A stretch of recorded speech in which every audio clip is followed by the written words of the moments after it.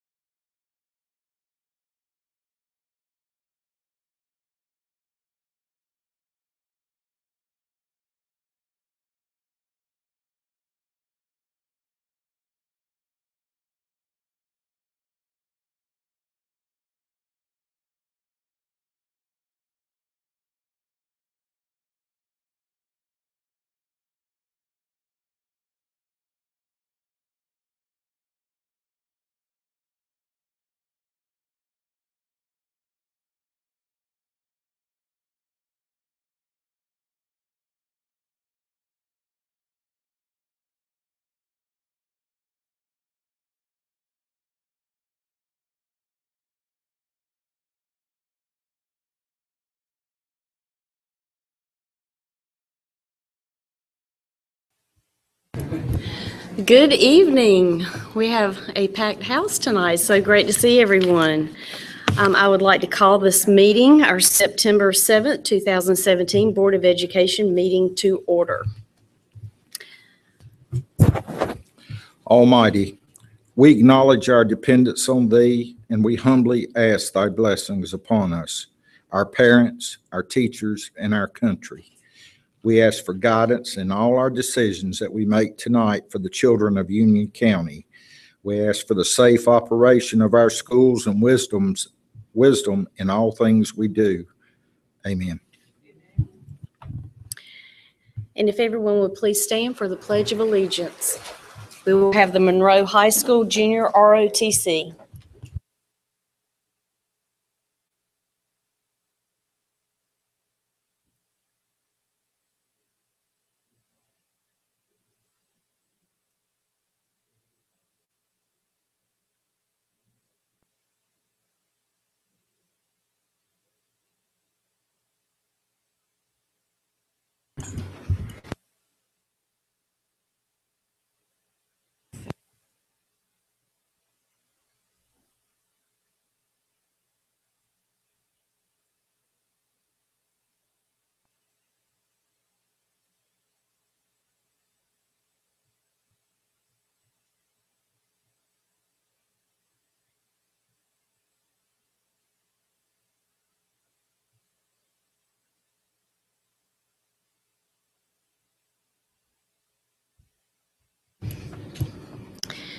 And now we will have the approval of the agenda. I'd like to make an amendment to the agenda. I'd like to pull 11B and 11C off the consent agenda. And I'd like to add policy committee update. Madam Chairman, And hold up. Policy committee update after curriculum update. I don't know. It's short. I think that would be good. It's short, I promise. We'll put it after curriculum. We will have policy update.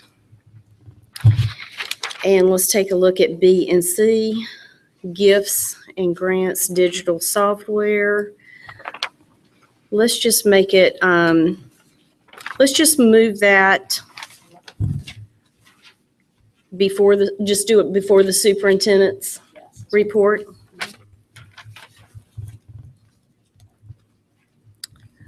Okay, any other? I would like to amend the agenda to do a discussion on fund balances as of 6/30/17. We could put that under the budget resolution as 14A.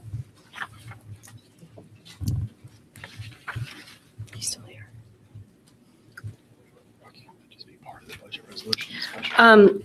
Can that just be part of the budget resolution discussion when we get to 14? That'll be fine. Okay. Thank you. We will make a note of that, make sure we have that conversation.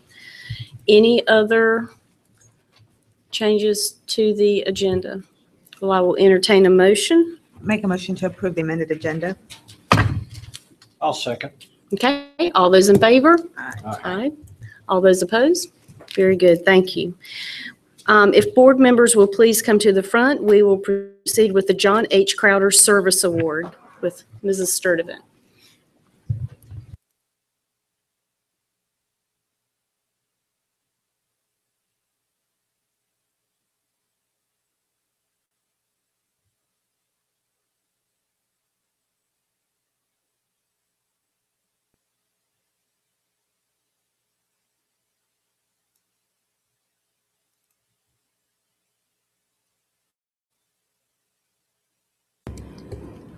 Mrs. Sarah Sawyer, can we please have you come to the front?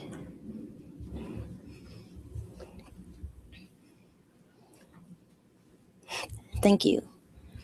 Each month, we recognize a high school student with the John Crowder Service Award with community service. This award is a living tribute to the late John H. Crowder, who spent more than 30 years serving the children of Union County. In order to receive this award, students must not only be academically successful, but must also have an established history of community service in more than one area or more within one or more organization. Forgive me. Tonight, we award the John Crowder Service Award to a very special student from Union County Early College. Sarah is a senior at Union County Early College and holds a 4.665 GPA. That's pretty cool. While maintaining a rigorous college course schedule, hefty workload outside of school, and tremendous involvement within civic organizations. Thank you. Sarah was instrumental in the formation of the school's DECA Club. She also serves on the Career Advisory Board, was recognized as a College Scholar Award recipient, and has been honored with the Superintendent's Leadership Award for Academic Excellence. Very good. She has begun her volunteer work each day at 6 a.m. That's pretty early. Caring for rescued cats, and she spends her Friday and Sunday afternoons volunteering at PetSmart. She has also volunteered with the Special Olympics. I enjoy the Special Olympics. Served in leadership roles in student government, volunteered for early college Angel Tree celebration, and led fundraising efforts for Relay for Life. Thank you. She intends to continue studying animal science and plans to be a veterinarian in the future. She is certainly well on her way, as she is set to graduate from early college with a high school diploma and an associate's degree. Very good. The Board of Education is very proud to recognize Sarah as the September recipient of the John H. Crowder Service Award. Congratulations, Sarah.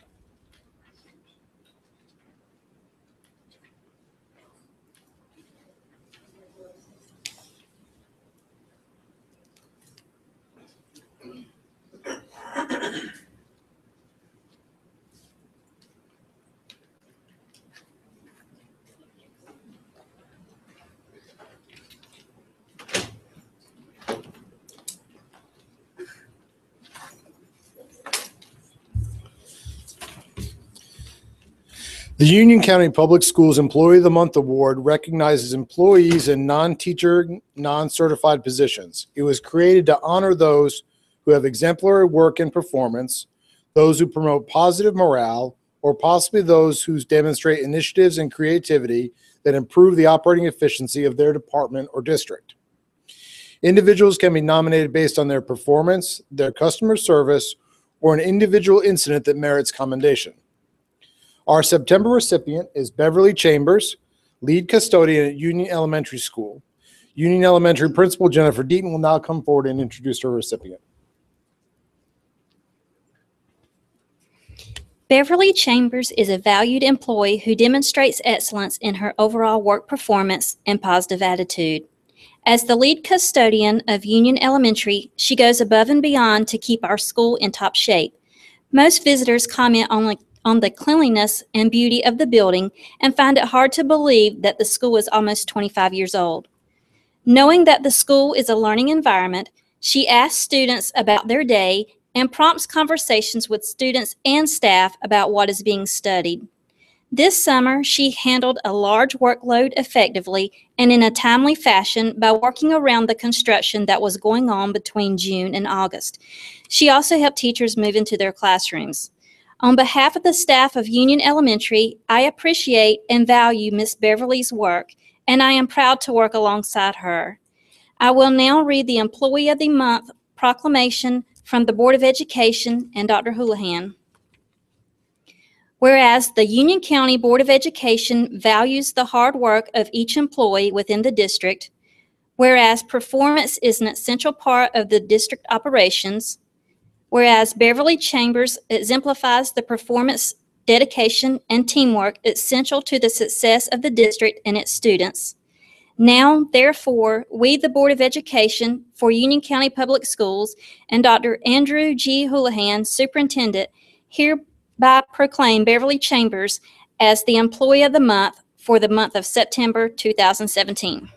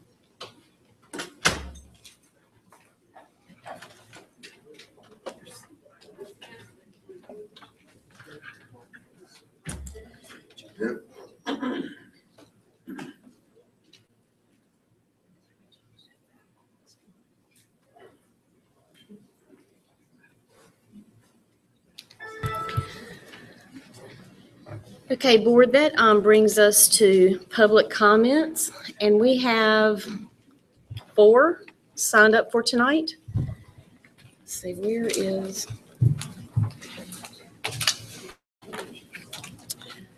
Okay, 30 minutes has been allotted for public comments. Community members wishing to speak during public comments should state their name, address, and phone number prior to making any other comments. The board will not hear in open session complaints about the performance of school personnel, personnel issues, confidential student issues, and individuals may address the board for a maximum of 3 minutes. Any person who is appointed to represent a group may address the board for 5 minutes. Should a community member wish to seek information or share items that may not be shared during public comments, our staff are available to address your concerns or provide information. Dr. Charles Faust, Chief School Performance Officer, if he would, where is Dr. Faust? Okay, he can assist. Dr. Chris Barnes, Assistant Superintendent of Human Resources. Dr. John Jones, Assistant Superintendent of Teaching and Learning, are here to assist. Okay, the first person signed up for tonight is Sharon Carter.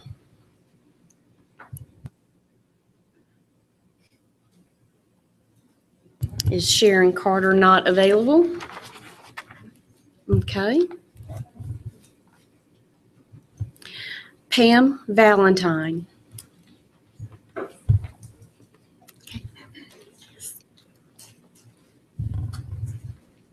I am Pam Valentine at 1317 Hammond Drive, Matthews, North Carolina, 704-661-6462. I am here, and I'm going to read this because I'm a little nervous.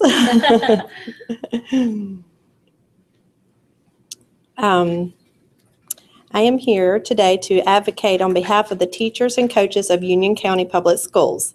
While I'm not a teacher or coach in UCPS, I am familiar with our tremendous success in the athletics and academics across the county. I'm asking all of you, especially those on the facility committee, to re-examine your facility use agreement policy. Are you aware that our own teachers and coaches have to pay $162.50 an hour to use school space if they are profiting off the event? These are the same teachers that can barely make ends meet because of lower salaries than surrounding counties. And the same for coaches, many in which maintain their own fields with no help from the county and haven't seen a coach's raise in well over a decade.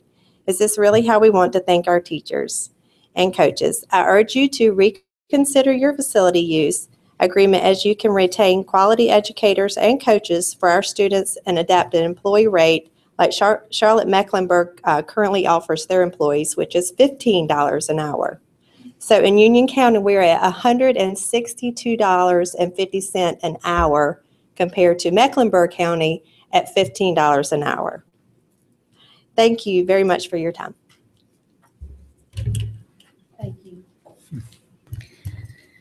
Melita Mitchell.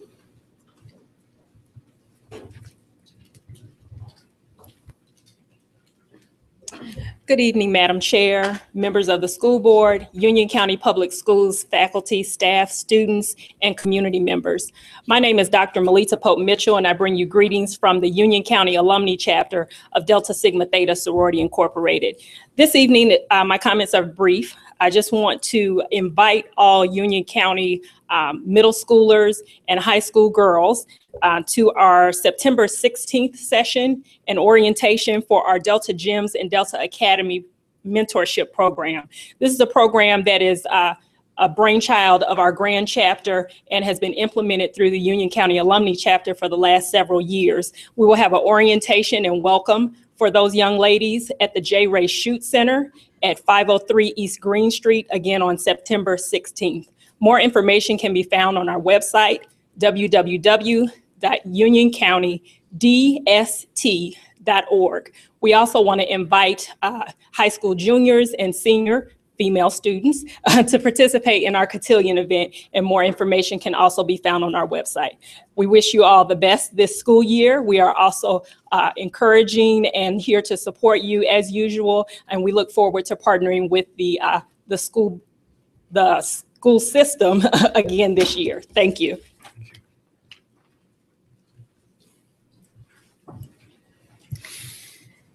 And our last one is Lawson Rink. Hello, I'm Lawson Rink. I live at 3114 Potter Road South, Mineral Springs, North Carolina, and my phone number is 704-989-0162. I'm here on behalf of the Union County Association of Student Councils, and this is a newly formed organization with high school student councils across our county. I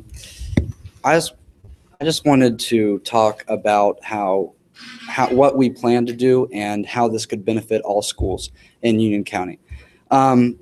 So far, we've had 6 high schools come to meetings, and the schools that have come to meetings are Marvin Ridge High School, Porter Ridge High School, Union County Early College, CATA, Sun Valley High School, and Forest Hills High School. So we're just trying to get the word out. So advertising is really a big thing. So we just asked the board and the staff here to talk to administrations, talk to schools about this wonderful organization. What we plan to do is to foster leadership development among our students and to just better our councils, and in the process of doing that, better our schools, our communities, and eventually set up a platform for our students to succeed in the future. We also would like to increase membership within the North Carolina Association of Student Councils. So far, there are only 3 high schools in Union County that are not members of the North Carolina Association of Student Councils. That's Weddington High School, Porter Ridge High School, and Monroe High School. Sorry, I get it mixed up in my head. So we just want them to join so that they can be a part of student councils across our state and eventually across our region and the nation. That's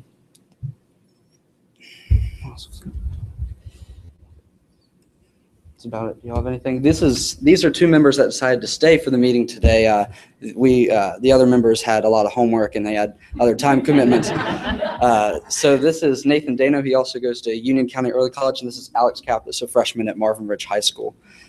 So we just want to make sure that we cooperate with the Board of Education and the cabinet staff and the rest of the support staff. Mr. Breedlove has been amazing in helping us with this, helping talk to administrators about getting this through. So I just wanted to talk to you guys about that. And if you guys ever have any questions, I've sent you all an email. So if y'all want to email me about any questions, and I see some of you at other events. So I'd love to talk about it. And if you're ever at Marvin Ridge High School, Union County Early College, or any other high school, just talk to the principal, ask who the student council advisor is, and I'm sure they'd be happy to talk about their student council.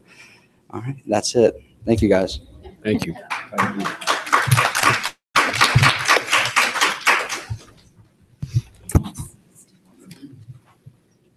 Okay, I will turn it over to Dr. Houlihan for academic program highlights. Thank you, Madam Chair, and good evening, board, and good evening, Union County Public Schools. So because we are no longer in having our school board meetings inside a physical school, we don't have the school innovation presentations as we have in the past. What we thought about doing is having what we call an academic program highlight. We're doing some amazing things with our teaching and learning division in particular around classroom instruction and different programs. And so we thought that on a monthly basis, we could provide a highlight to the public and to the board and to our community about those great things happening across schools. The first one of the year we thought about were our career readiness, career CTE academies. This was a presentation that was given to our curriculum committee last week. And so I'll turn it over to Dr. Jones and Mr. Robert Filter, and they can take it from here. Okay, thank you, Dr. Houlihan. Good evening, board members, and Dr. Houlihan as well. We would like to share information this evening regarding highlighting some of our career-ready academies and programs, giving you information on what we are doing and some next steps in looking at the forward and in the future. And I'm going to ask our Director of Career Readiness, Robert Filter, to give you some highlights on the career-ready academies. Thank you, Board. Dr. Houlihan. The first slide that we have here is a survey. We try to do a survey, student survey, every couple of years. And that survey provides just an overview of the jobs and careers that we surveyed the students with. We had a list of 65 careers and then combined them. So if we had doctor and nurse and radiologist, and we combine that all to medical. And if we had a business, we may have had a business manager, we may have had an accountant, and we combine that all to business. So that just gives you an overview of what the student interest is in the county. And if you look at that, you see that medical was the #1 interest of the students. And then the bottom one is construction trades at 7%. And I included that because I have a slide on our construction trades program. And although it's only 7%, that accounts for nearly 1,000 students in Union County, high school students in Union County. The next is a map of the different academy locations around the county. And so it ranges from public safety at Piedmont to clean energy and renewable engineering at Parkwood, from digital film editing at Marvin Ridge to the Project Lead the Way engineering at Forest Hills. And I won't go over all of those, but you can see that we have differentiated programs across the county. One of the things that, even though there may not be a program specific for you at your school, a lot of the skills and programs that are at that school and may be similar are transferable to other programs as well. The Medical Preparation Academy, as I indicated, is the primary student interest programs.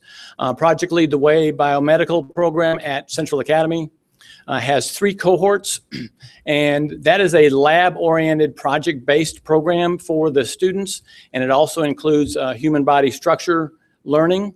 And then we have 2 nurse aid programs across the county at Forest Hills and at Piedmont High School, as well as we partner with South Piedmont Community College for Career and College Promise programs. And currently we have one of those classes taking place at Sun Valley High School and another one at the South Piedmont campus. And the last that I wanted to highlight was our pharmacy technician program, started last year. We have that at 2 of the high schools. That's a certification program, and the certification actually takes place after high school. And so we've confirmed that at least one of those students last year did get their pharmacy certification. Culinary arts is another one of our more interested students programs. I looked at the Foods One registration for last year, and there were over 3,000 students that signed up for foods. And so there's an interest there, somewhat because maybe they're a senior and they want maybe an easier load and they want to do a lot of food preparation. But also from the foods perspective, they're changing that curriculum to be more nutrition-based. We have implemented an introduction to culinary arts at all of the high schools. Coming up this year, we had the teachers trained so that they could learn the knife skills and the serve safe, so they could prepare their students at the schools around the county, and then also be able to take advantage of the culinary arts program. And again, as I mentioned earlier, the construction trades programs, carpentry, electrical trades, masonry, and welding are available at Monroe High School. And then we have the heating, ventilation, and air conditioning at Parkwood High School. One of the things, I was meeting with South Piedmont the other day regarding articulation with the HVAC program, and students coming out of that associate's program start out at $60,000. So there's certainly a need there, as well as, you know, a good income for students coming out of those programs. Engineering program, again, another high interest program across the county. Project Lead the Way Engineering, which includes courses similar to Principles of Engineering, Computer Integrated Manufacturing, Digital Engineering. We offer that at Central Academy, Forest Hills, and Weddington. The students learn the engineering design process, and that also what they do is they learn to design, build, test, and then based on that testing, they learn to possibly redesign, make modifications, and go through that process. So they learn the process that not only is it important to learn and build, but also sometimes it's not going to work first time, and it may not be able to build the device that you think you can build, and that's part of the learning and design process. We also have drafting and engineering at most of the high schools. That program, the drafting program, is an engineering base as well as an architectural base. And we had one of the teachers, Mr. Mull at Sun Valley High School this past year. He had one of his students, most of the students obtain a user certification for the Autodesk programs. He had one of his students earn the professional certification. So he's definitely going over and above, and he's very excited about and passionate about what he does. And that definitely transfers over to the other teachers as well from the drafting programs. Couple of the other engineering type programs we have the clean and renewable energy at Parkwood, along with the aerospace engineering and avionics at Sun Valley High School. The public safety program, the first public safety programs that we started were firefighter technology. The firefighter program is offered at Piedmont as well as Sun Valley. There are 21 Office of the State Fire Marshal's credentials, certifications that the students are able to access as they go through this program. They are almost ready to become a certified firefighter as they complete the program. There's a live burn program and a hazmat program that we just aren't able to accommodate in the high schools, but they're awful close to finishing that. And then we also have implemented a law and justice program at Monroe this year. Those students this year are taking the introductory public safety program, and then we'll advance to several law and justice courses. And then as a preparation program, we offer several middle school STEM initiatives. Exploring computer science, we had several teachers trained this summer with code.org as well as Game Salad, which is another coding program, to help initiate and implement those programs at the middle schools. We had also several go to Project Lead the Way training for a automation and robotics program. We had started that program a couple of years ago, building robots and competing, and the enhancement will have them build machines that will work on an assembly line type method. And so they're actually trying to solve problems as opposed to just having a robot move around. And we're also very excited about the new Health Science Academy of Monroe. That is the first health science program that we're offering in the county in partnership with Carolina's Healthcare Center, our system. And again, that's the first health science course that we've had at the middle schools in Union County. And Mr. Filker was very helpful in looking at bringing some of the middle school courses when we're looking at the Health Science Academy and being able to expand. So what do next steps mean? You've seen just overview briefly of where we have the academies. Dr. Houlihan's emphasis, as well as the board regarding your strategic plan, gives us the opportunity to look at efficacy in the upcoming year. what we're doing with college readiness, and what we're doing with career readiness. And a few things that we're going to look at aiming for this upcoming year in planning. First of all, we noticed the student survey was administered in 2015. It's time to talk to our students again and gather a survey. So we'll be surveying students in 2017, 2018 to look at interest, as well as looking also how could we talk with our parents and get our parents' input as well. Also, career guidance, looking at the career, and you've been, as a board, supportive of our efforts with Naviance, as well as the new program Career Headlight, which will start in 6th grade, which looks at availability of professions, looks at skills, works with students about planning earlier than we have been doing in Union County Public Schools regarding how we can help our students in looking at their careers. Also looking at the academy program effectiveness, examining supply and demand. Our curriculum committee this past month, we had some really good questions regarding, are there barriers that are standing in place? Access, transportation, all of that we need to go and look at. So we're going to be looking at supply and demand, our barriers of student participation, as well as academy alternatives. If we're looking at moving forward, and of course we want to be balanced in our program from the music academies all the way to health and looking at all different activities, how is it aligned with what our demand is and aligned with what our program of what we want to offer. So this all kind of comes together with that strategic planning, and we will have action steps for the upcoming year and moving forward. And we're open to questions. I have a question. Yes. The exploring computer sciences and exploring robotics, in what middle schools are those in? All of them, or?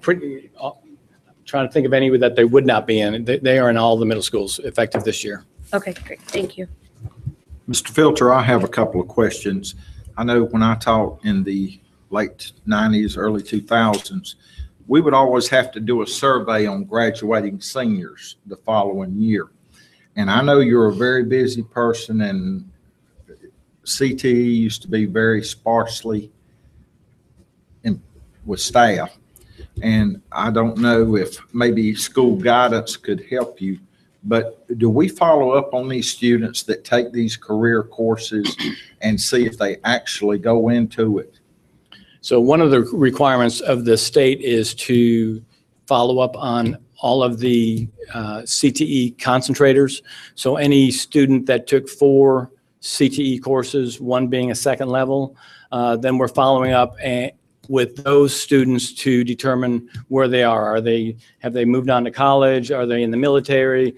Are they on jobs? And so we do that every year. So we do have that information. And another question I had, pharmacy technician, where is that? What schools are that? That is Weddington and Porter Ridge. Okay, are you working with Wingate College on that? Not at this time, but we have discussed that we can move forward and have a program with them as well. I realize one man can only do so much, but with them having the pharmacy program, culinary arts, how many people actually end up in this career? Have your follow-ups told you much there? Because that's a relatively new program, I don't know how many. I don't have a specific number. I know there are a few that are in the career, but I don't know exactly how many. We had culinary arts in the 90s. So do they teach any food safe courses there where they can go, in the restaurant business, one of the major requirements of an employee is food safe certification. Yeah, the ServSafe certification is part of the curriculum. Are we certifying students? Yes, sir. That's good. And on the law and justice, are we working with the sheriff and the police chiefs from across the county? The state of North Carolina requires us to have that relationship, and so we had a meeting with them this past spring and made them aware of it, and the city and the county were involved in that process. Okay. Well, I look forward to seeing you at the next curriculum meeting and bring a list of what you need us to help you do too. Great, thank you. Gentlemen, I'd just like to commend you. I think these are wonderful academies. I know through my business, there are certain fields, especially in the trades areas, that are just, as our economy is running so well, good people with those skills are in dire need. I had a quick suggestion. that I wanted to throw out. It saved me doing an email. And I don't know if this can be encompassed into the current academies or as a separate one, perhaps. But I noted the high interest in business. May I suggest an academy for the small business entrepreneur that has an interest in, he might have an interest in, say, auto shop, but he wants to open his own garage, or the culinary student who wants to open his or her own restaurant.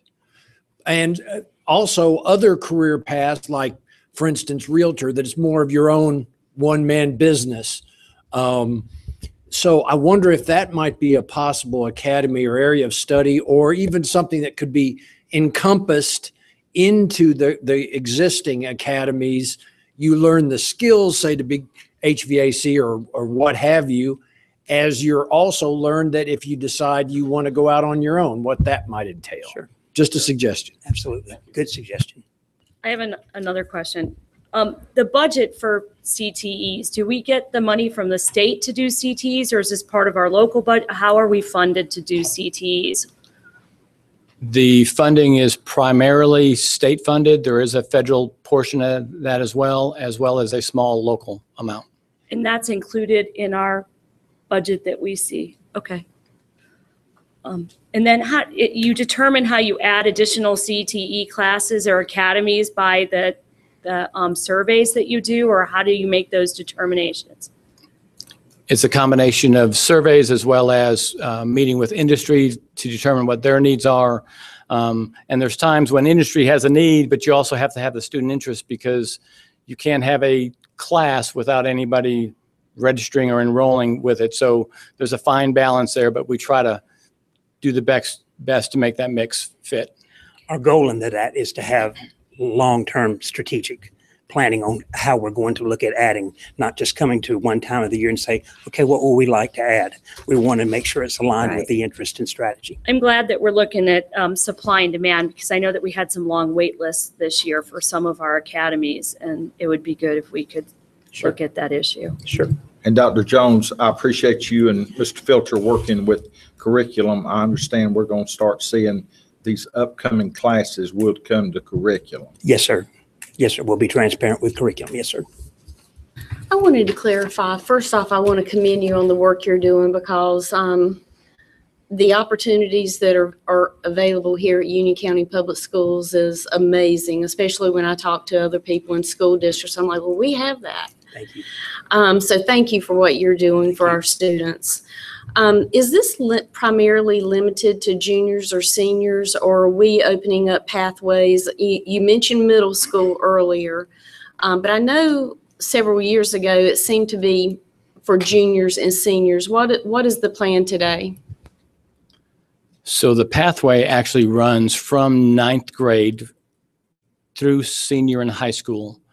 However, for those students that might want to take advantage of a program that's not in their school, then they can't start that program until they're a junior, because the logistics of transportation don't allow that to happen. So any of those programs at their home school, you'll have students start that as potentially as a 9th or 10th grader in the program.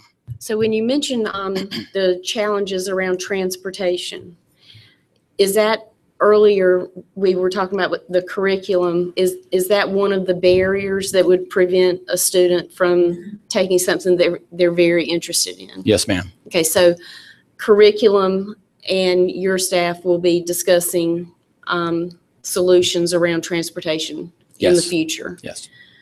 I just wanted to share in my particular district, Piedmont and Porter Ridge, when we opened the culinary school at Porter Ridge a couple of years ago, had an opportunity to meet some of the students who were the first in that class, and had a mother in particular with tears in her eyes say how this program had changed her son's life. And so that's what we're doing in Union County Public Schools. We are changing students' lives, because this particular student had no plans after college. And so when you brought the culinary program to Porter Ridge High School, this basketball player for the first time felt like he was good at something. And his mother came to me, and we've had a lot of communication after. He knew what he wanted to do, and he graduated because of the culinary program. And so, just to be able to provide our students, not everyone's going to go to college, not everyone's going to go in the military. So to met students who are doing welding, I believe out in Parkwood, right? Yes. And CNA and people with nursing and medical interests out at Piedmont that, are eager, to graduate so they can pursue this interest and the firefighting. So my last question is around firefighting. You said there are 2 certifications or testing things around hazmat that we as a K-12 program, we're not able to do a high risk, high danger program with these students. What do you do to help them get those 2 final check marks so that they can become a firefighter? The instructors are very involved in the community as well, and they have the community college offers those courses as well as the local fire departments and the volunteer fire departments. So there's a way very soon after they complete high school that they're able to complete those certifications. So how confident are you that those, because I know there is a lot of interest in firefighting. Do you have any idea the completion rate on getting those last 2 requirements so that they can become a firefighter? I do not have that, no. Made a note, though. We can look into that. Absolutely. How do we bridge that with these partners that will assist us? Because it's my understanding it's a very popular, high demand program. We have 2, one at Piedmont and Sun Valley. So I just thank you for what you're offering for our students to give them something to do after graduation and helping kids find their passions at an early life. I was probably in my 20s before I figured it out. So thank you very much. Thank you. Mr. Filter, one more question. Are those students junior firefighters? Because as you were saying, the fire departments offer those classes. Is that where they could go outside of Union County, the fire and the? So I know that some of them are volunteer firefighters in the local volunteer areas, but I don't know that they all are. I know that there was a couple that were in the firefighter program but really wanted to do law enforcement, but that was just a way to stay in that area as part of their high school curriculum. We need to get with Mr. McCraw, and we have safety meetings that our Union County Fire Marshal could help direct those young people to that then. Do you partner with Scott Safety, who's also in Monroe? Scott Safety has provided some of the tanks and some other equipment for us, not a large quantity, but they have provided some for us. And Mr. Ray, I believe I have some information for a question you had earlier. I know a lot of the culinary students at Porter Ridge have acquired scholarships after graduation at Johnson and Wales, so that has become a pathway, and I'm assuming that's become a pretty good partnership for our culinary students. They are getting certified. I know the chef there is getting them certified to for catering jobs that they're able to do as high school students and as graduates, so they have that certification and a built-in, part-time or full-time job because they are certified through our program. And we've also had many students get internships at Disney through the culinary program. So that's just a few that I could answer towards your earlier question.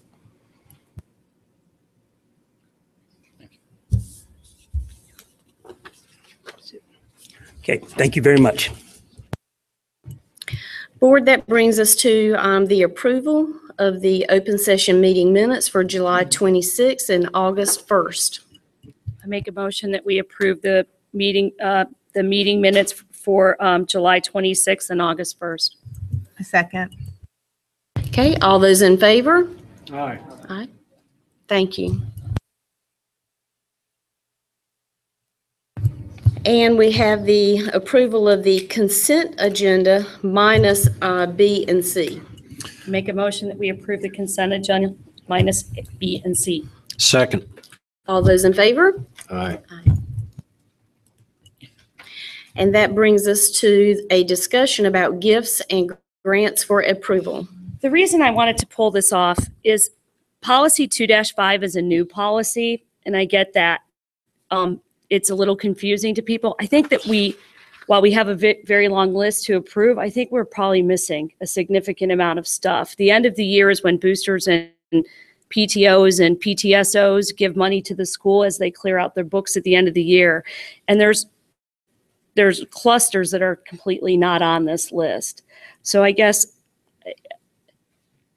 do we feel comfortable that this is everything? Do you think that there's more? Do you think we need to remind everybody? I don't know what to do. In excess of $1,000. We provided training to all the principals at the August general principals meeting. The August general principals meeting, and explained to them the process. They were to provide things that were from this fiscal year. So if they were from last fiscal year, they're not providing them because we're moving forward. And then if it's the end of the year donations, then those will come towards the end of the year. So anything that was done in June is not, they didn't feel like they had to come for approval. It started in July. Is that That's what you're saying? Okay. Yeah. Okay. Okay. I have one more question. This policy was sent out in May, though, because it caused a problem at CATA with those cameras. She's saying that the training wasn't until later, so some things didn't get approved because of that. What? Didn't show up on the list. Yeah, show up on the list. It wasn't effective. We also did a training when it initially was approved, but we retrained again because there was confusion. Principals received the information on this as well as the conflict of interest policy at the same time. So there was some confusion. So we clarified that at the August principals meeting. I appreciate the schools that did turn it in. Weddington, it appears that they were really good about turning in their stuff, and I would urge the other schools to get their stuff in. I have a question. The $2,500 Broadway League, to what school was that? Do you know? That goes to my question. Thank Oh, you. you did? Sorry. Yeah, because some of them, obviously, if it's a PTO or PTSO, obviously it's going to go back to that school. But for the Broadway League in the city of Monroe, I'm assuming the city of Monroe went back to a Monroe City school, but which school specifically? And like the Broadway League, which school specifically did they provide something to CATA? Which school did they provide to? If we could start including that, that's, you know, obviously not a PTO or PTSO.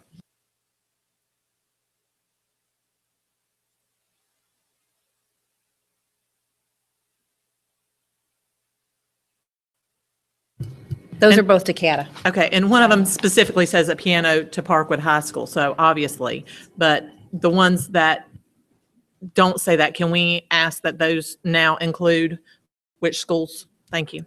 Absolutely.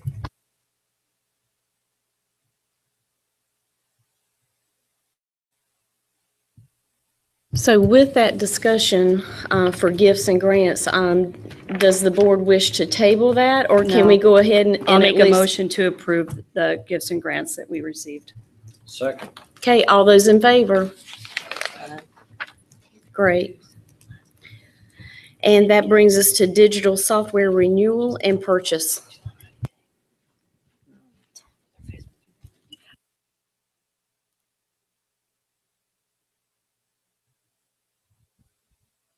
It's this part of the curriculum meeting, so this may be something that's easily answered. On the camp, and I know you have questions, right? Or no? No. On the Canvas learning management system, did we get feedback from the teachers and staff about how they liked Canvas? Is this the second year that we've used Canvas? This is the second as far as this is our learning. This is our learning, right? One of the concerns we have is some were using Moodle, some were using Google, some were using Canvas. When we looked at all of the features that Canvas could offer, the recommendation was to go with Canvas. What we heard from teachers was choose one, let's not switch to another, and let's stay with Okay. one. So this is the third year that we will be using Canvas. Okay, great. I make a motion that we approve this. All those in favor? Aye. Thank you. Okay, we will have the superintendent's report. Thank you, Madam Chair. So I want to say welcome back to Team UCPS. We are off and running as of last week with our traditional schools. I was able to visit 25 schools last week, over 30 as of today. And I just want to commend all of our teachers, in particular, our students, our principals, our maintenance staff, our facilities department. We have had a tremendously successful opening of the school year. So I want to say welcome back officially and great job already. One of the questions, and obviously in the timeline that's in the news right now, is around Hurricane Irma. I want to let the board and our community know we are have already begun having discussions earlier this week about the possibilities. Obviously, with a major storm like this, a lot can change from day to day, hour to hour. Our operations staff have met with the Union County Emergency Management Services team today to talk about roles and responsibilities during severe weather. In addition, all of our safety and security teams have met, and our cabinet staff and safety teams will be meeting tomorrow. We will monitor this on a hourly, daily basis. And if we have get to the point over the weekend where there are any changes to schedules or updates concerning next week, we will certainly use all of our communication channels to push that information out. At the end of the day, student safety, staff safety, parent safety is number one. And so we will make any kinds of decisions, much like we would make in the winter with a weather-related decision, in a timely manner and in advance so that our public knows. But I do want to reassure the board and our team and our community, we are monitoring this and we are being very proactive on our decisions. With the opening of school and the opening of traditional schools, transportation always comes up.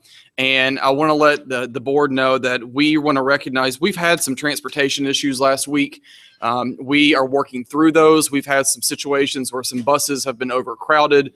We've had some situations with our Here Comes the Bus app, which is going to happen whenever you roll out any kind of technical new solution. We are working every day to resolve these concerns. And I want to commend our Marlon Watson and Mark and your team. This is really relying upon parents and students, the board, for feedback. And would like to thank the board and the public for directing those concerns directly to our transportation division. You know, you're starting to get thousands of kids on the road in buses, and you're going to have to work through some things. We saw this last year as well. But just know that we're on it and we're working through it. As of today, there are 8,500 Here Comes the Bus accounts, serving approximately 10,700 students. As of last week, there were 7 driver vacancies and 3 mechanic vacancies. We also have launched a brand new assignment process, bus assignment process. This is new and hopefully will help us reduce errors in processing and entering data. But again, we're going to continue to address any kind of concerns. And as those come our way or come your way, please generate those to me and to staff. On August 23rd, we announced a brand new partnership with the Union County Public Library System and officially launched our effort called Read With You, which is our new reading mentoring buddy program, where we're asking members of the community to volunteer 30 minutes a week, every week, to read with the first grade child. This is part of our overall literacy framework and literacy effort. The response has been absolutely tremendous in terms of folks that are already signing up and have been cleared through our new process, our background check process. But we are excited about this, and I want to say thank you to the county for your support, and thank you to the community for your support. Today we had a principals meeting, and I talked to our team about this vision and our new approach called Team UCPS. And I highlighted 2 really, really recent events that have happened in our community and across the nation that I think speak very, very kindly and provide a lot of evidence about our county and our school system and our team, and the fact that we're about family. And when things like crises happen, people step up. They lead, they work, they support each other. And on behalf of UCPS, I do want to offer condolences to the family of Rachel Lucenius, who was a Weddington High School student killed last Friday. I want to commend the staff and the parents and the community at that school and Dr. Jay Jones, who's the new principal there, for all of their support. It was a true, it was an accident and it was a tragedy, but our schools have really stepped up to try to provide support to that community. So I want to say thank you. We also have had a massive outpouring of support from our schools for the Houston area. As you may know, I was born and raised in North Carolina, but spent 7 years in Houston. And with the flooding there and the many families and lives that have been impacted, we have had thousands of parents, of students, of hundreds of many classrooms and teachers that are doing projects to raise donations and funds for that community. So I just want to say thank you. Thank you to our UCPS athletic directors who have gotten and raised the money to provide shoes and shirts and all kinds of athletic gear to the school systems there. But it's been a tremendous evidence of how we step up as a team and as a community to offer support. Finally, I want to congratulate Donna Cook, the principal at Marvin Ridge High School, and the staff and students at that school for winning the North Carolina Wells Fargo 3A State Cup for the 16-17 school year. I believe Weddington won the cup last year. This is an award that recognizes the high schools that achieve the best overall interscholastic athletic performance within each class, 1A, 2A, 3A, 4A. The presentation is tomorrow night during halftime of their football game, and I hopefully will be able to attend and take part of that. So, board members, that concludes my report. Thank you. Dr. Houlihan. Yes, sir.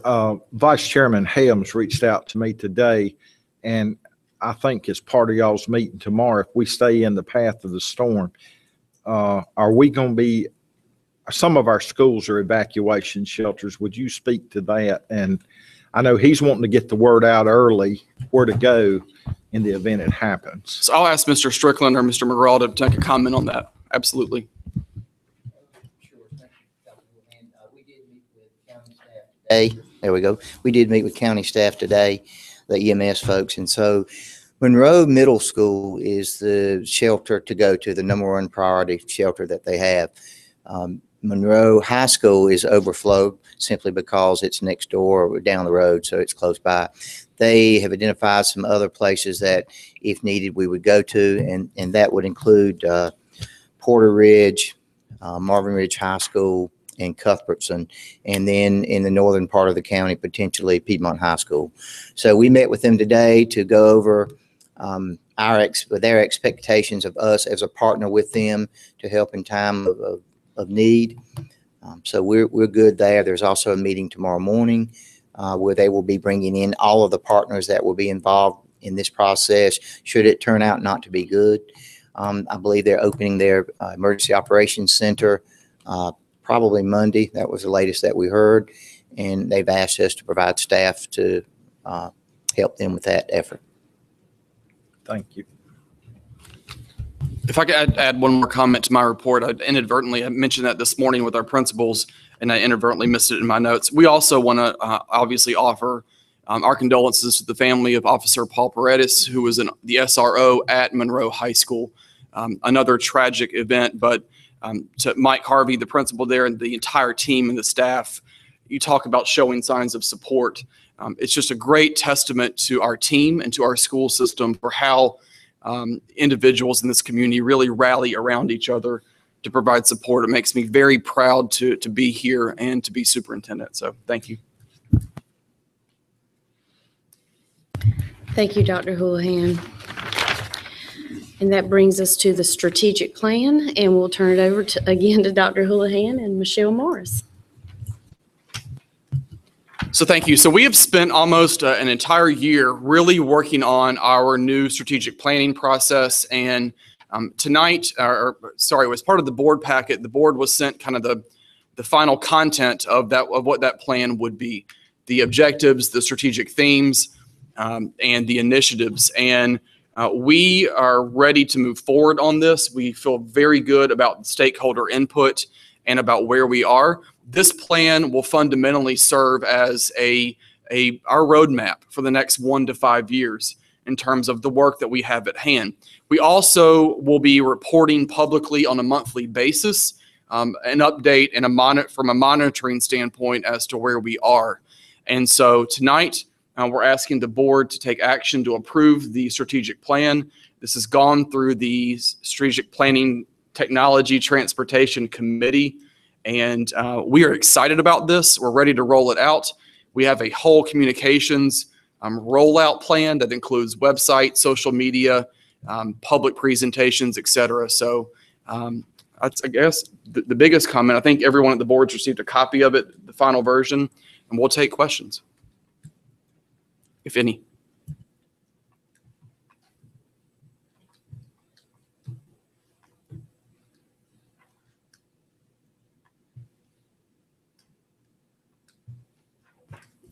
I'd like to make a motion that we approve the strategic plan. I second. Okay, all those in favor? Aye.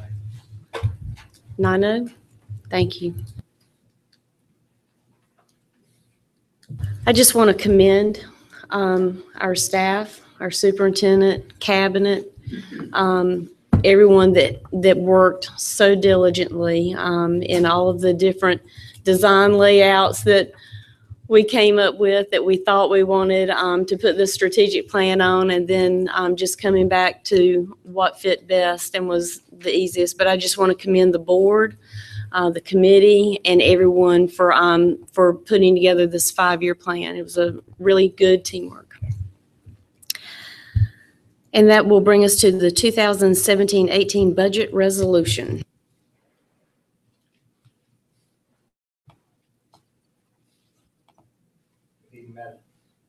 Good evening, Madam Chair, Vice Chair, Superintendent. Tonight I bring before you the FY 2017-18 budget resolution for your adoption. I will start tonight by first taking you through a brief PowerPoint presentation of the 17-18 budget, followed by the actual resolution that I must get your approval on. We'll talk about the 18 funding, our budget focus, and then go into the resolution itself. The first slide I want you to take a look at is the proposed budget versus what we are adopting tonight, and the differences there by funding source. Down on the left-hand side, you see all the funding sources for our budget and the differences that are associated with what we presented back in the spring to what we're adopting tonight. The major differences, as you can see, are in your federal dollars. Based on those are the programs that we have not yet got approval from the federal government on, for our Title I, Title II, and Title III budgets, and our capital outlay increase due to our bond being added and our prior year capital outlay funds balances from prior years. The next series of slides you will see are just graphic depictions of our budget by purpose code and object code. So, and the percentage of each funding source that's tied to each of those graphs. So I was flip through those sort of rapidly. The 18 total budget, as you can see, 58% of our total budget is for instructional services, which it should be. We are a instructional business. And the next few slides is on by object code, and most of them you will see that majority of these funding is to pay salaries and benefits. So you look at the blue and the red on our total budget there, you'll see that of our total budget, 295 million of it pays salaries, employee benefits, which is 66% of the budget. On our state budget, mainly salary, 70% plus 27 for benefits. So 97% of the budget that we get from the state pays salaries. On our local budget, you see there's more categories, but the majority of it still pays salaries and benefits. Education is a people business. On our federal budget, as I said earlier, based on the funding that we received so far, most of the money is in supplies and materials. But when we get our entitlement budgets, you will see those dollars will be for salaries and benefits, and we hope to have those budgets approved by the feds in October. Our child nutrition budget, same scenario, mostly salary and benefits. Your after school budget, salaries and benefits, and our special revenues. As you can see, they are mostly salaries and benefits. This next slide shows our county operating appropriation. Our last year budget was $94.5 million. We received $2.3 million in new revenue from the county for this year. So our county budget this year is $96.9 million. This slide shows the bond and capital outlay projects that has been approved by the county. 15.5 million capital outlay and 47.3 million for the bond project, and we did receive about 5.6 million advance on the bond projects for soft contracts. While we was putting the budget together, there was a focus to sort of guide us in presenting and coming up with how we was going to use the funding allotted to the school district. Our budget focus was on academic programming, human capital development, and continuous organizational improvement. On the academic programming, we focused on literacy, college career readiness, dual language, and one-to-one teaching and learning strategies. Our human capital focus was on recruitment and retention of highly qualified staff members and compensating them as such. Continuous organizational improvement was on improving our student performances, our strategic planning process, which you all just approved, and looking at our organizational efficiencies and effectiveness. Those were the guiding principles used to develop the budget. And that concludes the brief presentation on the budget. If you have any questions, or I can move right into the resolution. I have a question. Yes, sir. We were told at September board meeting, we would know the fund balances left over from last year. Can you tell me those? The official fund balance will not be available until after your audited financial statements. Now, auditors will come in October and probably finish their work the first part of November, and after that, we'll be able to determine that. So those funds are not in this balance budget here? No, sir.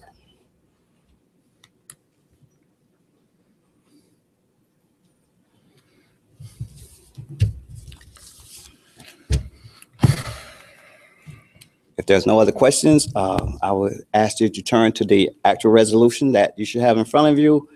And by state statute, you all must adopt the uniform budget by purpose codes. And so before you, you will find each funding source by purpose code, followed by a graph that depicts the same type information that we just walked through on the PowerPoint slide.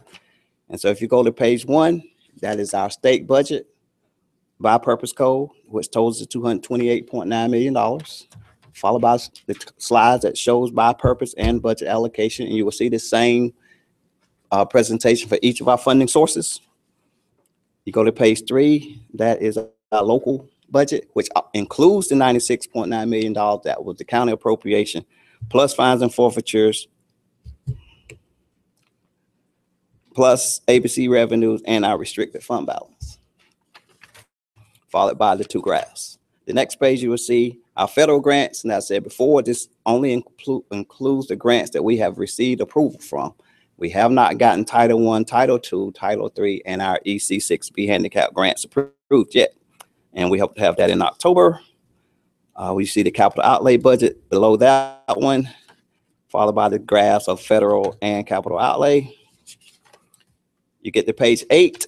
You'll see our enterprise funds with our school nutrition program and our after-school programs, and the total dollars in budget associated with those for the 17-18 school year, followed by the 2 graphs for each, and then our special revenue for $7.9 million. And these numbers are also tied to what I presented to you in the slide presentation. And the final graph is on all funds by purpose and budget allocation by object. The last page of the resolution is our guidance for how we manage the budget for the fiscal year. And as you can see, there's 3 sections that we maintain. And Madam Chair, I present to the Board of Education the 17-18 budget for adoption. Madam Chair, I have one more question or 2. I wrote these down during the Finance Committee, and since I'm not on that committee. Did I hear correctly? You said our utilities amount is around 20 million. That was incorrect, sir. I did state that, but that's incorrect. The utility budget is about 11 million. The 20 million is the total maintenance budget. Okay, and I call this backdoor money because I know we just approved curriculum about 400 and something thousand, and we had to pay sales tax on it. And then I learned we get the sales tax refunded to us at the end of the year, and it comes back to the school system. Yes, sir. Does it go back to the, if curriculum paid sales tax, does it go back to the curriculum fund, or does it go in the general fund? It comes back into a general fund, and the cabinet decides how we will expend those dollars. The cabinet? Yes, sir. Well, you see why I call it backdoor money? No, sir. It leaves curriculum, but then it goes back into the general fund.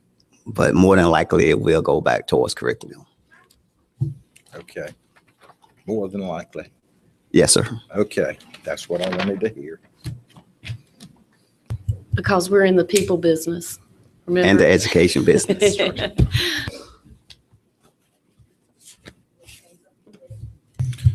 Madam Chairman, I will make a motion that we approve the 2017-18 budget resolution. This did come to finance, so does not require a second. And I believe it was unanimous out of committee. So all those in favor, say aye. Aye. Okay, thank you. Thank you.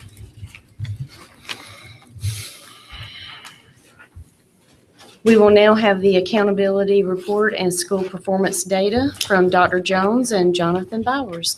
So I'm going to kick this off, Madam Chair and Board. So today, the North Carolina Department of Public Instruction released the accountability results from the prior school year. I'm not going to steal anyone's thunder tonight. I want to make sure Mr. Bowers has the time to do that.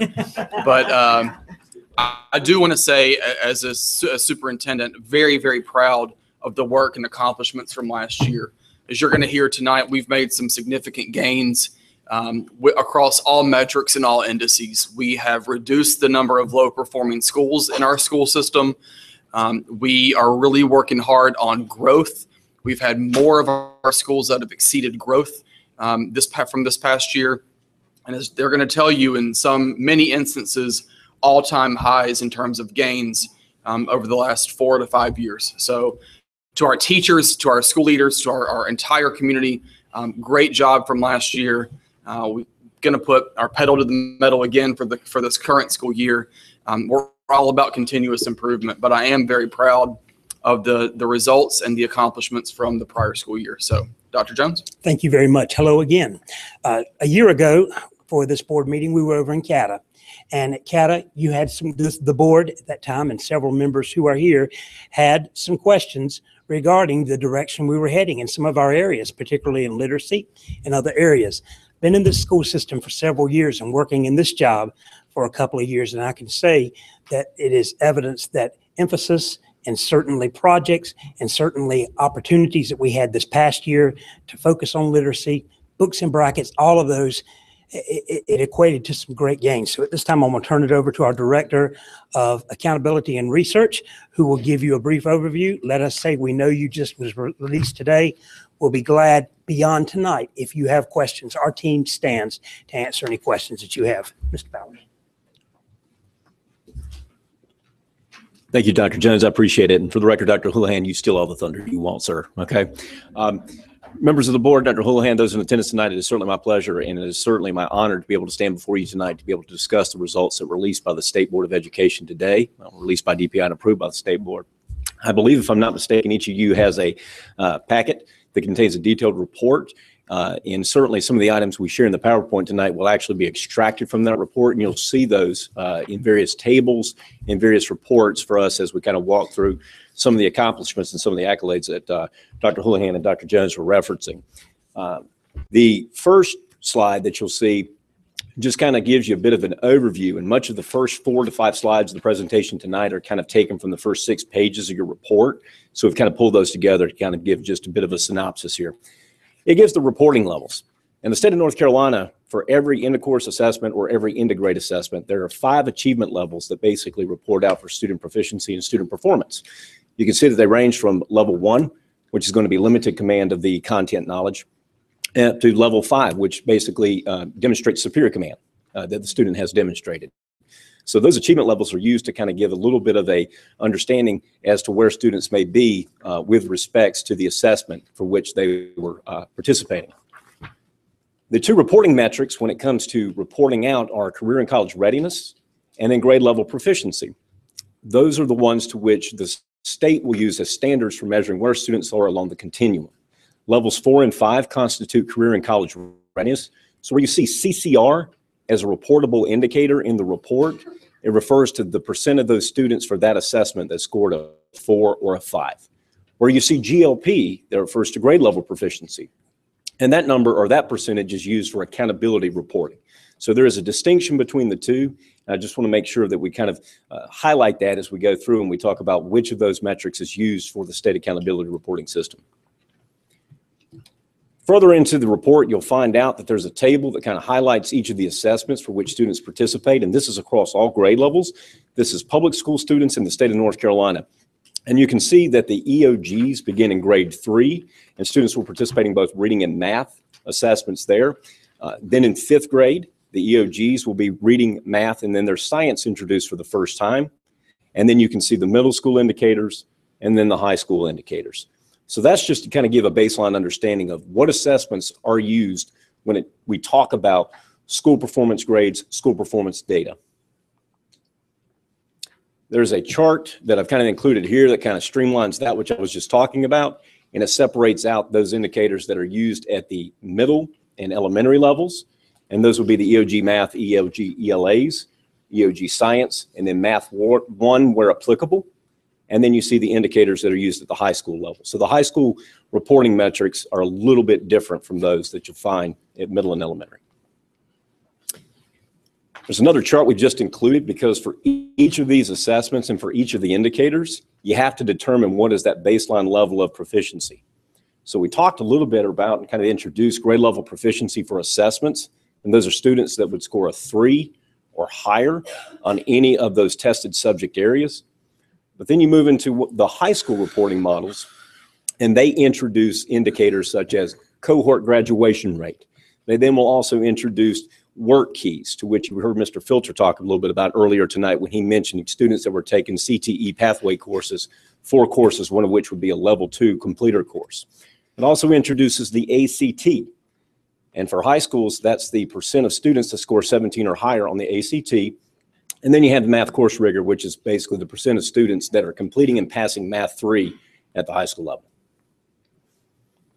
So when you put it all together, 80% of a school performance grade comes from achievement, and 20% is going to come from growth within the school as well. You combine those, and then that gives you kind of that overall school performance grade that was released by the state of North Carolina today. EVOS data, which again gets a little complex, and I won't really go too much into that tonight. But EVOS data basically says for students within the school who participate in assessments, when they demonstrate or they gain a growth yield, how then does that look across the school itself? So you take all the kids who take a test, and then the school gives a performance or an EVOS index, and that index basically will come back as a school exceeds growth, they meet growth, or they do not meet growth. Meeting growth essentially says that students in that school progressed at the rate that they were expected to progress over the course of a year as compared to their peers across the state. So when we take a look, and the first table I've got that is displayed here for you tonight comes from in the report you have before you, Table 1. It's on page 4. This gives you an overview of the school performance grades this past year. And you also have 2 previous reporting years, kind of in addition to that. And one of the things I would certainly bring your attention to are the number of schools that were identified or designated as an A or A+ in the district.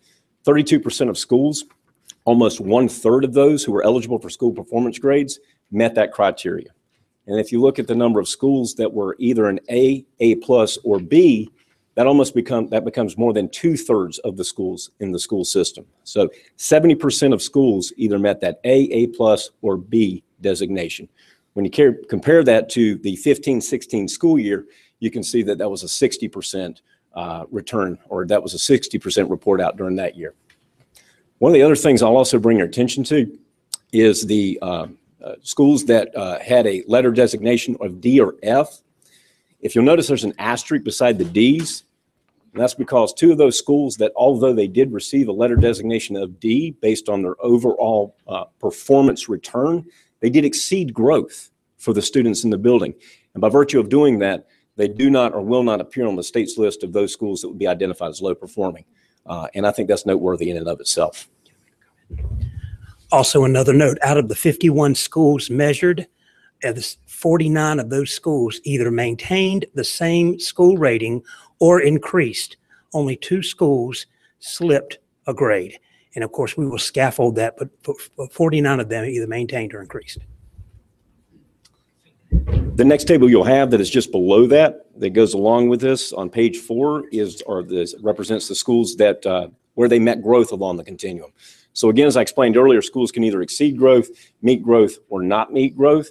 If you take a look at this figure here and compare that to the previous reporting year, you'll see that 22 of the schools that were eligible for a growth measure, and we have 51 of those that are, 22 of those exceeded growth. That compares to 12 in the 15-16 school year. That's an increase of 83% of schools that were actually exceeding growth. When you combine that with the number of schools that met growth in the county itself, you see that we're looking at 82% of schools either met or exceeded growth this past school year. The next table that is represented for you tonight comes from page 6. That is table 3. You can see from this one is that this is a district level overview.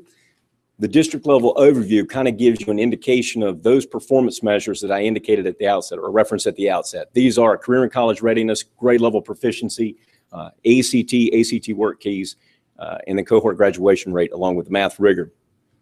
Virtually every statistical category we can see increases over the previous reporting year.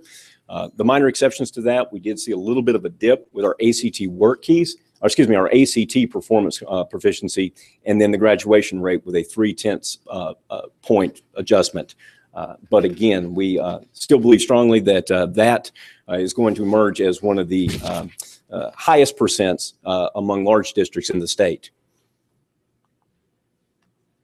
The next tables I'll reference briefly will be tables 5 and 6 in your handouts that you have, and those come from pages 8 and 10 respectively.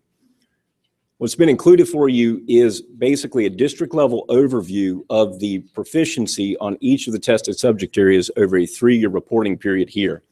So if I could reference table 5, you see table 5 gives you elementary school proficiency rates for the last 3 years on each of the assessments. At 3rd grade, 4th grade, and 5th grade, in reading, math, and then 5th grade science. And in table 5, you will see that comparing this year to the 15-16 school year, the school system demonstrated gains in every tested subject area in elementary schools, with the one exception being 5th grade math. So again, indicators across the elementary schools moving up as compared to the 15-16 school year. If you were to then look at table 6, which is on page 10, that represents the middle school performance data. And again, what you'll see are 3 years reported out there: 6th grade, 7th grade, and 8th grade, reading, math, and then 8th grade science in addition to those. And you'll see once again, performance increases from the 15-16 to the 16-17 school year. The only outliers in that reporting table would be 7th grade reading and 7th grade math, where there did seem to be a little bit of a regression, if you will. Last year, concerns we had with 3rd grade math, 8th grade math, that has been reversed. We're headed in a positive direction on that. Also, on the state board meeting today, which we listened to, they stated 7th grade reading was down across the state. So we will, of course, look at how we can improve in that area. The next table I'll bring your attention to reports out some of the high school indicators. Table 7, which can be found on page 11, reports out EOC proficiency, and that's Math 1, that's English 2, and that's Biology. And you can see again, following the same format here, comparing the 16-17 to the 15 school year, the school system was up in every single indicator with the EOCs. Table below that, table 8, which can be found on page 16, reports out ACT results. The ACT results is a little bit different in this reporting table. Earlier, I referenced the fact that when we look at the ACT, we're looking at 75% of students across the district score 17 or higher. This table, you have a composite average. The composite average is how students participated and scored on the ACT. So the maximum you can score on the ACT is a 36. When you look at the district's performance average, you can see that in the 16-17 school year, we tested in excess of 3,100 students, more students than we've ever tested, and our performance composite actually held steady. So again, I think it's noteworthy to say when you start testing more students, to be able to hold that average that is well above the state average is certainly to be commended. And then the last table I'll discuss with you that you can see on the slides here tonight talks about AP results.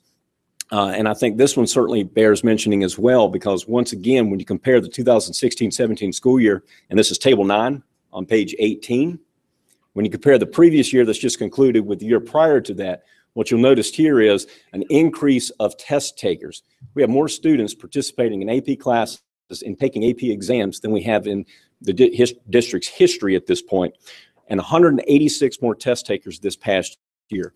So although there may be a decline slightly in the percent of students scoring 3 or higher, which is what College Board deems to be passing on an AP exam, what we're seeing is a record number of students participating, gaining access to these courses, and certainly engaging in more rigorous curricular offerings.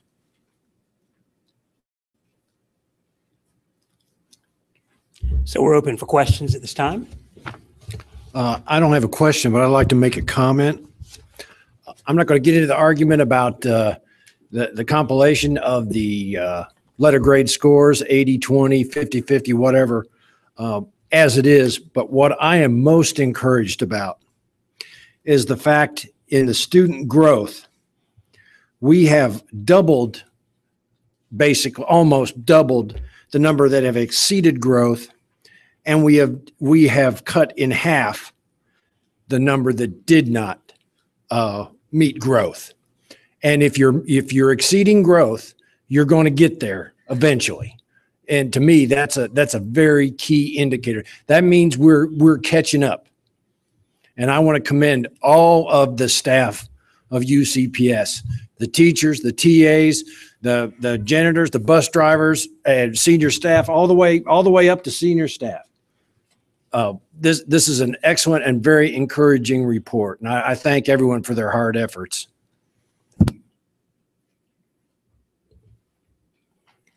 Just a few comments on your report. You will also see next steps, and we have next steps that we'll be working with. We're really excited that the school performance office joined us in completing that report on how they are going to be working with the schools and our principals on site. We're going to be working together. So Dr. Faust and his staff joined us in completing this as well. And so we have those next steps. And if I can just add 2 thank yous, certainly I appreciate what Mr. Saad said. I also want to say we are so thankful and grateful that we have a superintendent that has stretched us and looked at how we can be better and how we can take our academics and stretch and even go further. So to have an instructional leader makes a difference. And then secondly, I have to give kudos. This is 1 year that Mr. Bowers has been in this position. He took over from someone who had done this job for 30 years. And I would wake up thinking about the graduation rate, and we had a downfall. So I would go in every morning and I would say, give me my number. And he was pushing it. And he said, I'm giving it all I can. But he has done a tremendous job this past year in making sure that we did not slip in our responsibilities with accountability. So, Mr. Bowers, thank you very much. I have a quick question. When will this be available online? When will we put this up on UCPS website for parents to see where their schools are, what the growth has been from the previous year, et cetera? So it's available on the state right now, and then we would look at how we link. Yes. Okay. It was available today. Mr. Bowers, I may have missed this. Did you touch base on our graduation rate? Yes, sir, I did.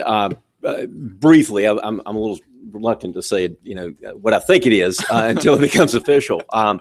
But preliminarily, based on what we've been able to find thus far, we do believe that it should be, again, the highest graduation rate among the top 10 districts in the state of North Carolina, the 10 largest districts of the state of North Carolina.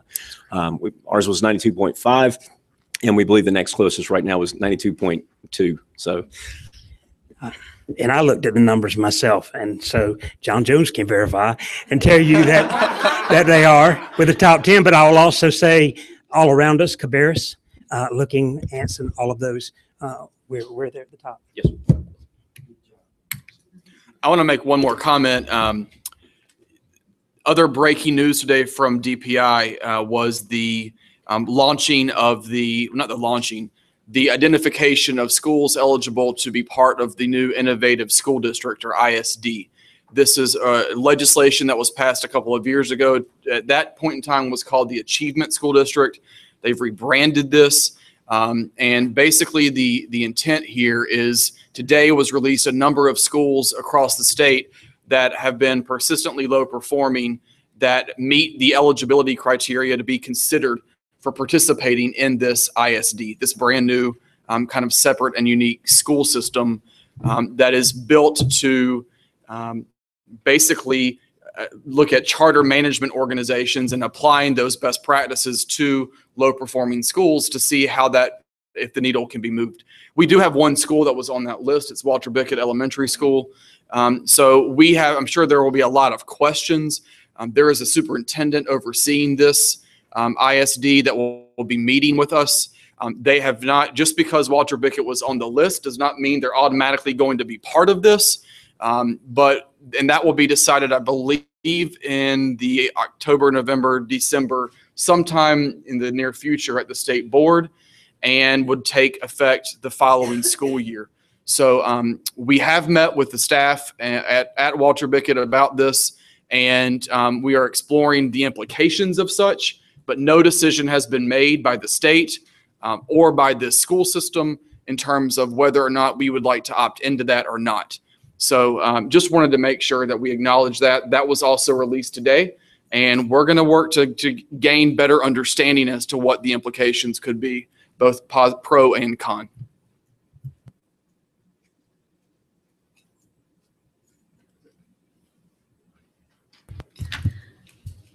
Thank you both for your presentation. It's very encouraging to see all of your hard work and efforts paying off in this data that was released today from the state. So thank you. We will now go to the Facilities Committee update. Mrs. Hintel. Thank you. We had a meeting on August 30th, and I'm just going to go through some items from the meeting. Facilities department's very busy with capital projects and design phase for the bond projects. We'll start looking at the bond projects in connection with Dr. McKibben's enrollment forecast in the next month or two. Old Fairview property, we received the appraisal on it. It will now go to the Board of County Commissioners for them to decide if they want to exercise their right of first refusal on the property. We also discussed the Cox Road property, which is property we own in Weddington, and we had some interest in the property. We're going to get an appraisal on it. We have not yet determined it to be surplus, but we're going to go get an appraisal. With respect to the realignment process, at the last meeting on August 30th, the Citizens Advisory Committee began focusing on 4 of the previous 7 options. They renamed them A, B, C, and D. They used to be numerical, and they're on the www.croppermap.com/Union County, and you can go see them. If you click on subdivisions in the top left, it's an easier way to look at the maps. And then you can go through each option by elementary, middle, and high school. And they're still draft. Just so everybody understands, everything is draft until they make a recommendation to the Board of Education, probably in January or February of 2018. The Citizens Advisory Committee in Cropper said that the realignment email, which is realignment@ucps.k12.nc.us, has received more than 300 emails. Changes in draft options take into account community and members of the Citizens Advisory Committee's comments and input. So if you have any input, questions, concerns, comments, realignment@ucps.k12.nc.us. The Board of Education, members of the Board of Education will be receiving a lot of emails with respect to realignment. Just so everybody knows, the Board of Education is not involved in the realignment process at this time. Your best thing is to send emails to realignment@ucps.k12.nc.us. For now, that's the best place to go because we're not involved and we won't be involved in the realignment process until after the recommendation from the Citizens Advisory Committee in January or February. There will be a public input meeting on the realignment process on Tuesday, September 19th from 6 p.m. to 8 p.m. at CATA. The format of the meeting is not like a public hearing meeting. It is not an open mic. You do not sign up for times to speak. There'll be a presentation by Matt Cropper and Dr. McKibben at the beginning of the meeting to go through the process and where the Citizens Advisory Committee is in the process. And then after that, the maps will be open and people can look at them. The Citizens Advisory Committee members will be out talking to the public and things like that. So it's going to be very informal. You can give your input. After that, there will be a survey put up on Union County Public Schools website. On the right-hand side, there's a Student Realignment Citizens Advisory Committee tab. All the information that the Citizens Advisory Committee gets is under there, including every email that they receive is under that tab. Everything is very transparent, open in the public. Any information they have is under that tab. So at that time, there'll be a survey. The public can answer questions on the survey, and the Citizens Advisory Committee will take those into the input that they will go from there with the 4 options. So that's kind of where we are. The other issue that's come up a lot is grandfathering. In the past, grandfathering with respect to a realignment has been taken up at the vote on the realignment, so much closer to the decision. So I think that the Board of Education is probably going to wait till closer to the decision and see the options before we take up grandfathering. But it is something we continue to talk about on a monthly basis about at what point we're going to start talking about grandfathering for the realignment process. So that's my report. Thank you. Does anyone have any questions for the committee? I'd just like to make a comment. I'd like to commend the committee chair and all the members of the committee facilities. It's no doubt had the committee with the most activity, most going on. And I appreciate all your hard work. I would also like to thank the members of the Citizens Advisory Committee. We sit up here for no money, but you also sit down there for no money. And we appreciate your taking the time to get involved in your community and involved in this process. And I continue to encourage the citizens' feedback, whether it be on the realignment or grandfathering. I encourage you to reach out to the Citizens Advisory Committee, and please feel free to reach out to this board as well. We are about, are we barely even halfway through this process if we think there will be a final decision made in the spring. So it is early on, and your input is very important. Okay, thank you. That brings us to a curriculum committee update. Mr. Rape. Okay, thank you. On Wednesday, 23rd at noon, we had a curriculum meeting, and it was very promising. We talked about the year-round calendar. We got a summer camp update from the directors of those. 2 things that really, and we talked about academies, supply versus demand. And Mr. Sides touched on that a little earlier. We're wanting to make sure that, especially in the CTE careers, we spend our very valuable money where we have waiting lists for some classes. And so we will continue to look at that at our September meeting. We also talked about instructional materials for 2017-18 and the parent portal, textbooks, and digital textbooks. Now, I spoke with Dr. Jones before the meeting, and I may have put him on the spot, but I'm getting some feedback that all the digital textbooks may not be up and running yet. And I've also had some problems. People were having trouble getting online. Dr. Jones, were you able to talk to Ms. Rimmer? Yes, sir, I did. And it may be a filtering issue. I count 42 high school textbooks that I can see, or at least that you can gain access. But I'm going to go through that inventory tomorrow morning and double check one more time that they're all posted. Now, if there are access issues we have not heard, but we will fix. Yeah, and I appreciate that. Thank you.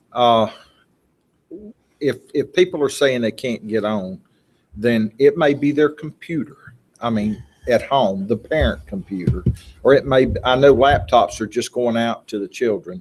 Yes, sir. But we're trying to be proactive and get on this. And Thank you. I appreciate that, Mr. Rape. We and Dr. Houlihan has been out in the schools, and he's observed that we're pushing out our laptops earlier this year, making sure that we have those out as well. I would say our parent roadshow for information on this, we hope will help, because it may be using the filters, it may be using the website. There may be something we can do better when we get input from parents, but we have a schedule that we will have nights that we're going to schools and doing shows for community and parents. when will that be? Just ballpark? It's this month, I believe. Ms. Stalbert, the evenings for Empowered, it's this month, correct? September and part of October?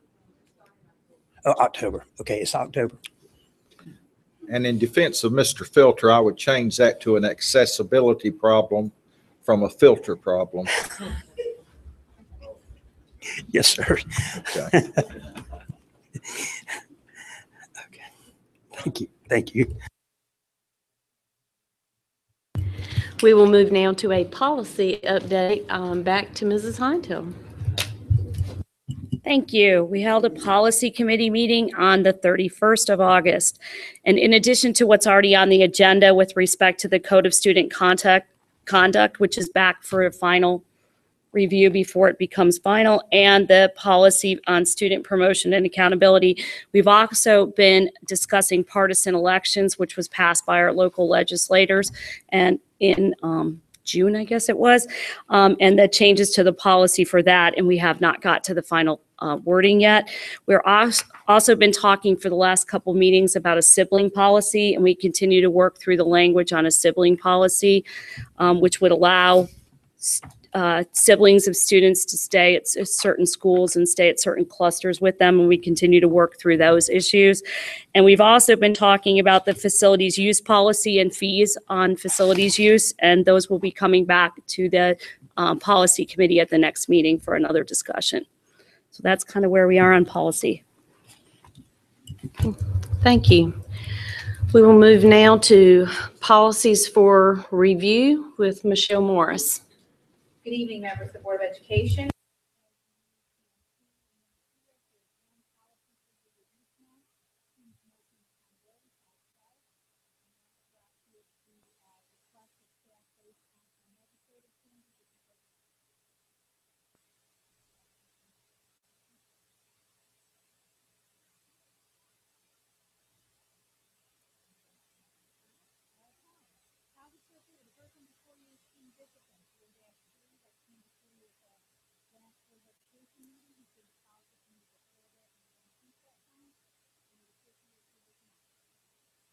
And I just want to confirm something on that again. And we talked about this in policy, so maybe other people had the same question that we had, is the Code of Student Conduct has Dr. Houlihan determining the Code of Student Conduct, and then it will be an administrative guideline, and will come back to us for approval at that time. It just won't be all these separate things. And Administrative guidelines come for your review, not necessarily for your approval. We did put together an administrative guideline to go with this policy. It is online, the policy manual, which is why the other two came before you for fast track, but it is available and we'll be presenting these policies at the next meeting.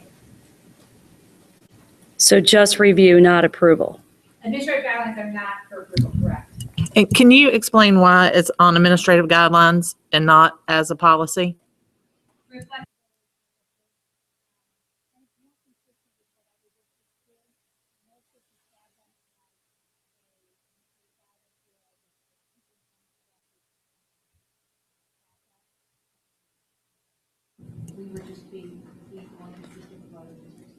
Okay, so what happens in elementary school versus what happens in middle and high school, discipline-wise, can be can vary, so it's not specifically written in here. The administrative guidelines are now one administrative guideline for elementary, middle, and high, as opposed to two elementary and secondary policy. Right. And part of the reasoning behind that was we have families that have children at multiple levels. Mhm. And this way allows mom and dad to sit down with their elementary, middle, and high students and go through the same book of rules and distinguish between consequences, but it allows for consistency and ease of use for our families. And when, after this is approved, can you resend this policy to board members? Because it's much easier to read without all the strikeouts, not like the next two that are going to be completely out. Absolutely. Great, thank you.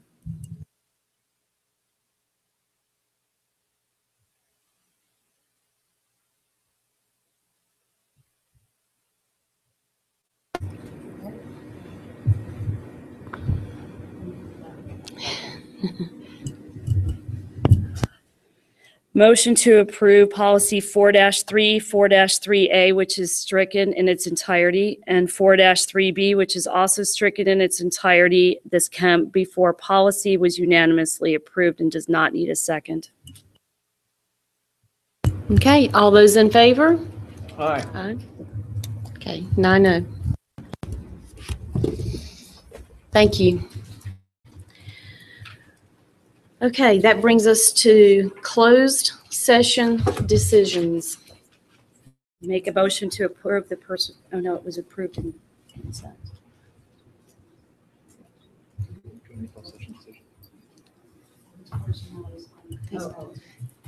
You can approve the addendum to cabinet staff contracts to include teaching in education leadership programs. Okay, so we have a motion. I'll second. Okay, all those in favor? Aye. All those opposed? 1. So 8-1. No, I didn't make that motion. Oh, yeah.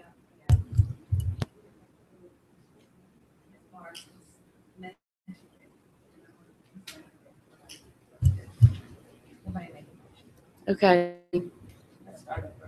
We're going to have to start over. I thought that was a motion.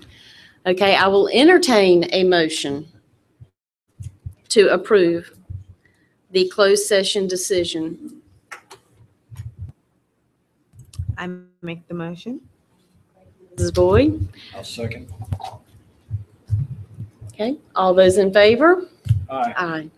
All those opposed? 1. 8-1. Thank you. Okay, and that brings us to board comments.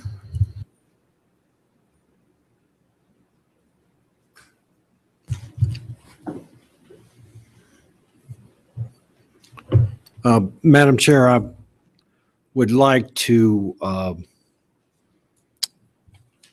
acknowledge the superintendent's comments on the 2 UCPS family members we lost here recently. As a citizen of Monroe myself, as well as in this capacity, having met Officer Paul Perrett, I want to offer my condolences again to the family. And as Dr. Houlihan mentioned, I think it shows the character, particularly of the men and these students at Monroe, in the outpouring of sympathy for the family. And you may not realize it, but the Monroe football team is actually wearing his badge number on their helmets in his memory. And I thank coaching staff and Coach Sal. That's really a class act. Miss Lucinius, who lost her life in a tragic auto accident September 1st, I had not had the privilege to meet. I did meet their family at the services this week, and I cannot imagine what parents would be going through to lose their only child. This pin that I wear tonight was offered at her visitation, and I intend to wear that through the remainder of this period that I serve on this body, as reminding me that times can be short, life can be short. You need to appreciate every day. And we all matter. I mourn the passing of those two good people and offer my sincere condolences to the family. And may everyone, not only just in Union County, but in this United States, stay safe as the storms destined to hit us soon, and those that have been affected in Houston. And I wish everyone a good evening. I'd like to echo the sentiments. I give my condolences to the two families, Officer Pratt and the Lucenius family. In addition, the week before school started, Marvin Ridge High School lost a rising ninth grader. It was really devastating to our community. And one thing, it was Andrew Cruz and his parents have said that the way to honor him is to do something nice and to be kind and to pay it forward. And they feel that if we all do that, it can honor their son. So thank you.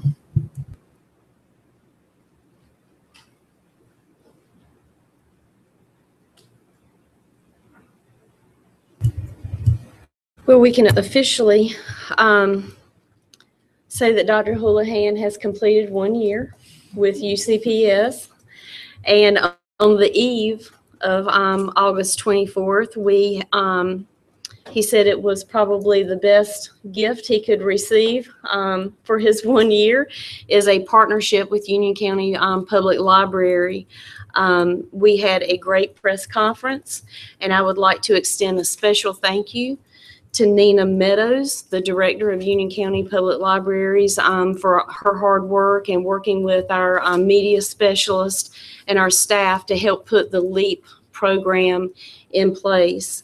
I also want to thank Commissioner Frank Akmus for joining us and helping us launch this to the public.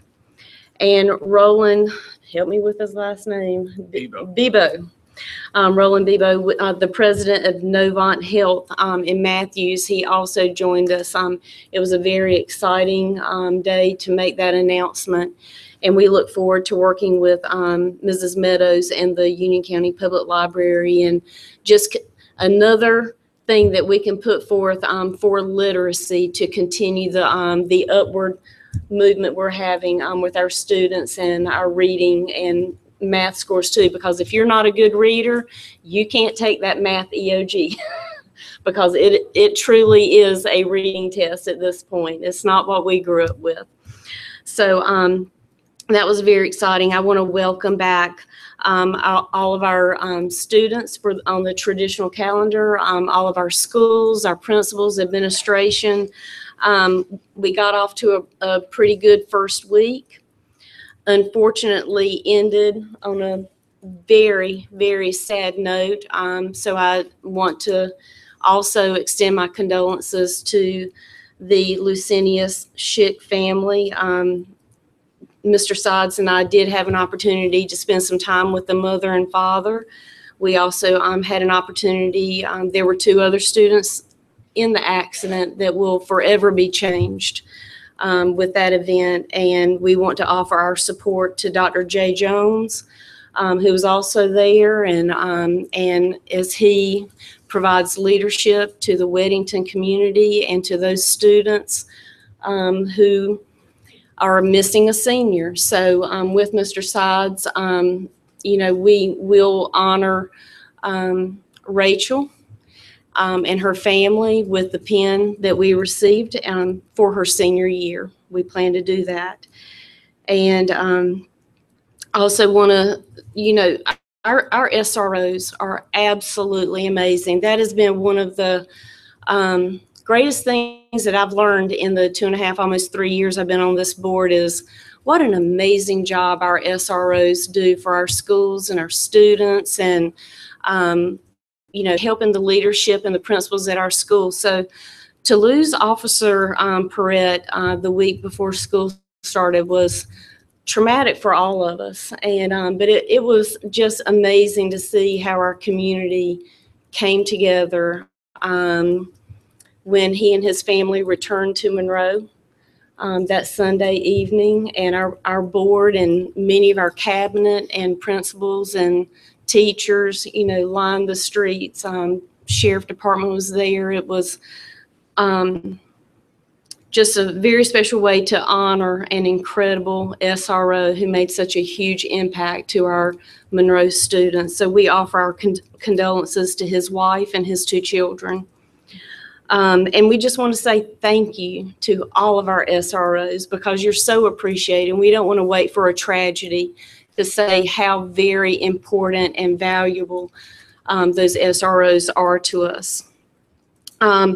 Want to also say thank you to the Education Foundation. Mrs. Heintel and I attended, and Dr. Houlihan and Mrs. Staubert, we all attended a really good meeting today with the Education Foundation, and they are actively working to put together plans for LIFT grants for our teachers. They're already beginning to receive applications for LIFT grants. They're hoping to receive more.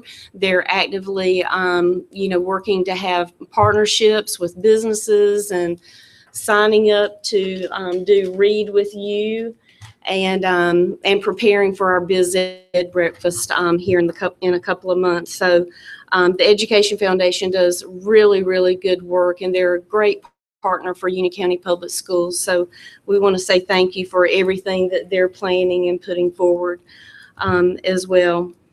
That concludes my comments. And I just want to say, Team UCPS, I just hope we have a great week and a great start to this school year.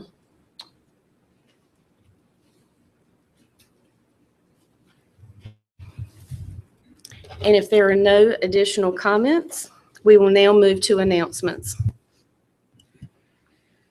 There'll be a Facilities Committee meeting on September 27th, which is a Wednesday at 8 a.m. at the PDC. There'll be a Policy Committee meeting on September 28th, which is a Thursday at 9 a.m. at the PDC. Thanks. There'll be a curriculum meeting Wednesday, September 27th, 12 noon here at the PDC.